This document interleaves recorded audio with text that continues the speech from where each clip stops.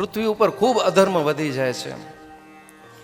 અધર્મ વધવાના કારણે ગાય એ ગોવિંદના શરણે જાય છે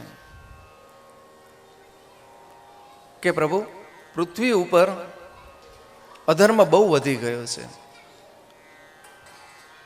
આપ અમારી રક્ષા કરો. ભગવાન સાંત્વના આપે છે કે થોડા સમયની અંદર હું પૃથ્વી લોક ઉપર અવતાર ધારણ કરીશ, યદુવંશની અંદર હું અવતાર ધારણ કરીશ.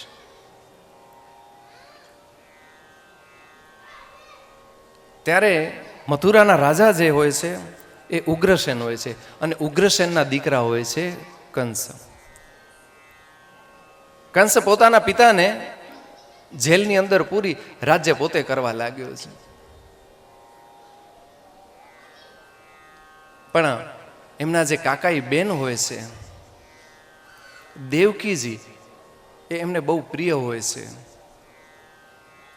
એમના વિવાહ પોતાના મિત્ર વસુદેવ સાથે કરે છે. મથુરામાં ધામધૂમથી વિવાહ કરવામાં આવે છે. મથુરાવાસી પણ ખુશ થઈ જાય છે કે વાહ, કંસ કેટલો ઉદાર છે, પોતાની કાકાઈ બહેનના વિવાહ આટલા ધામધૂમથી. દેવતાઓને એમ થાય છે કે જો લોકોને ખબર નહીં પડે કે કંસનું સાચું ચરિત્ર શું છે, એટલે દેવતાઓ આકાશવાણી કરે છે.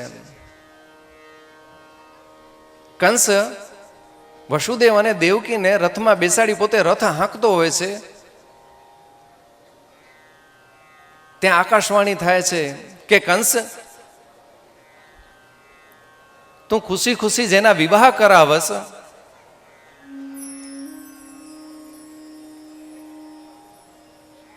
એનો 8મો સંતાન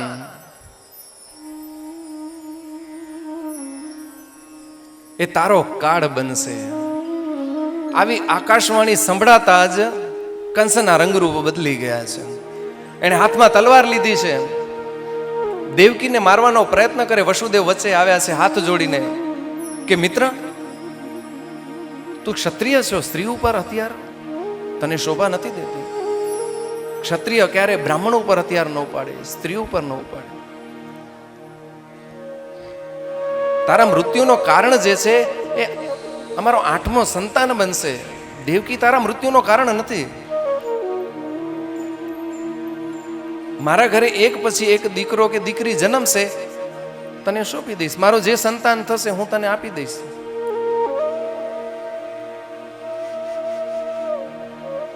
વસુદેવજી એને સમજાવે છે એટલે કંસ સમજી જાય છે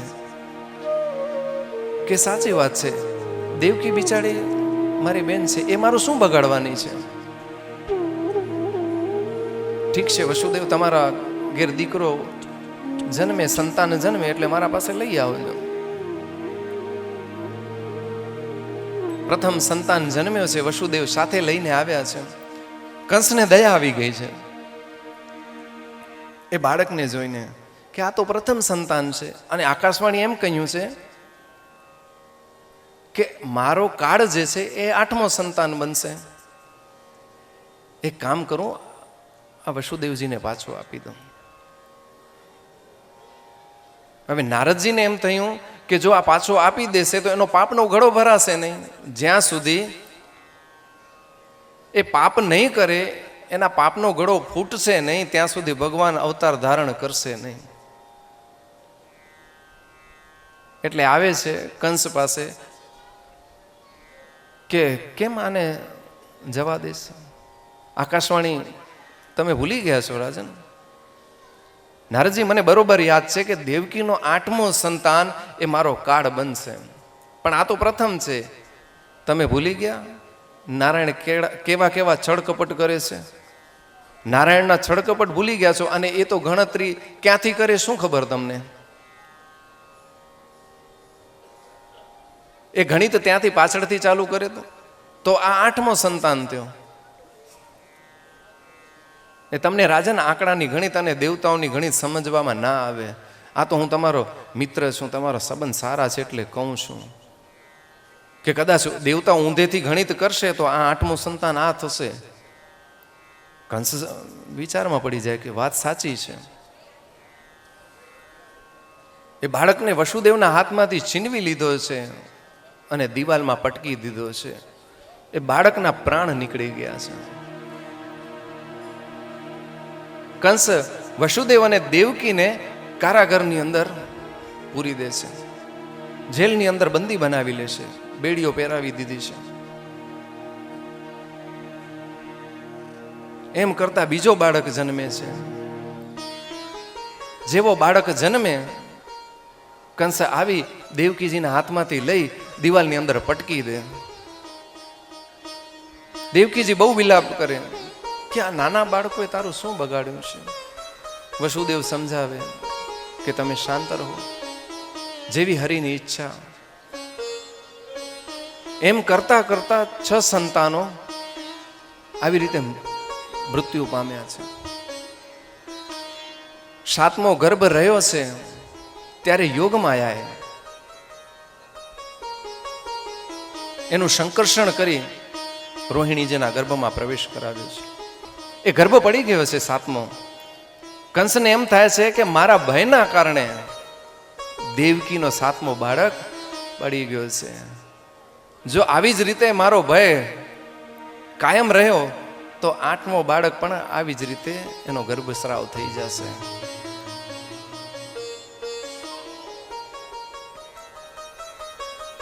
કાર્તક મહિનો આવ્યો છે.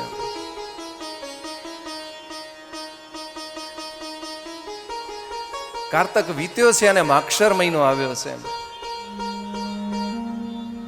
આ બાજુ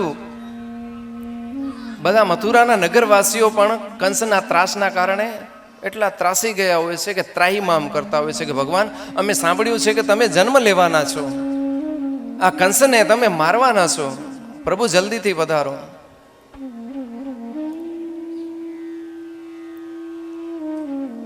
પોષ મહિનો પૂર્ણ થયો છે, મહા મહિનાનો આરંભ થયો છે, વસંત ઋતુ ચાલુ થઈ છે.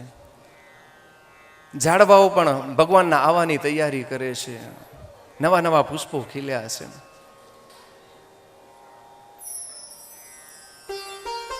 એ મહા મહિનો પણ પૂર્ણ થયો છે અને ફાગણ મહિનો આવ્યો છે. તૈયારીઓ થાય છે એકબીજાને રંગ લગાડવાની.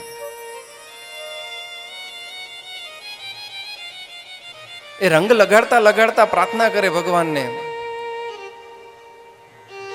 કે પ્રભુ જલ્દીથી આપો, અહીંયા પધારો, આ કંસના ત્રાસમાંથી અમને છોડાવો અને આ રંગ અમે એકબીજાને લગાડીએ છીએ એ આજે ઉતરી જશે, પણ તમે પધારો અને અમને ભક્તિનો એવો રંગ લગાડો જે ક્યારે ઉતરે નહીં. આવી રીતે ફાગણ મહિનો પણ પૂર્ણ થયો છે. ચૈત્રી નવરાત્રિઓ આવી છે, ધોમ તપ ચાલુ થયો છે. એક પછી એક દિવસો વીતતા જાય છે. વૈશાખ વીત્યો છે, જેઠ મહિનો આવ્યો છે. ધીમે ધીમે ગરમી ઓછી થતી રહી છે અને શરૂઆત થઈ છે અષાઢ મહિનાની. વાતાવરણ ઠંડો થવાનો ચાલુ થયો છે. એક ઘોવાડીઓ ઝાડની નીચે બેઠો હોય છે, એને ખબર હોય છે કે હવે ભગવાન આવવાના છે, એટલે પ્રાર્થના કરે છે કે હવે તો અષાઢ પણ આવી ગયો છે, પ્રભુ હું ઘોવાડીઓ તમારી રાહ જોઉં છું કે પ્રભુ તમે ક્યારે અવતાર ધારણ કરશો.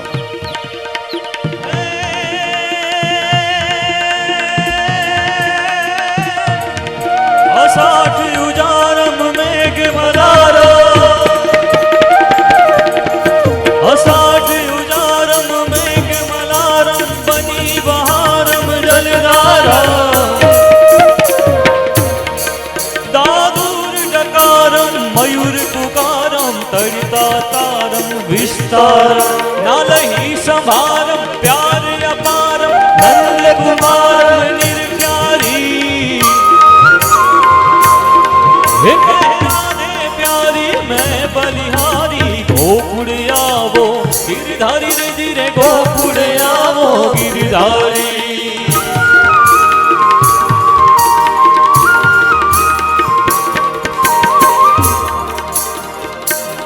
એ અષાઢ મહિનો આવ્યો છે ને ગોવાળીઓ પ્રાર્થના કરે કે પ્રભુ હવે તમે જલ્દી આવો અને આ પૃથ્વીનો કલ્યાણ કરો. અષાઢ મહિનો પૂર્ણ થયો છે અને શરૂઆત થઈ છે ભગવાન ભોળેનાથના મહિનાની, શ્રાવણ મહિનાની.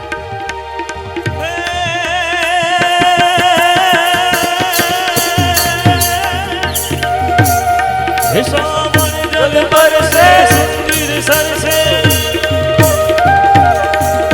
સાવન જલ બરસે સુંદર સરસે, ભારત વર્ષે અંબર से तरवल से लता लहर से नदिया सर से सागर से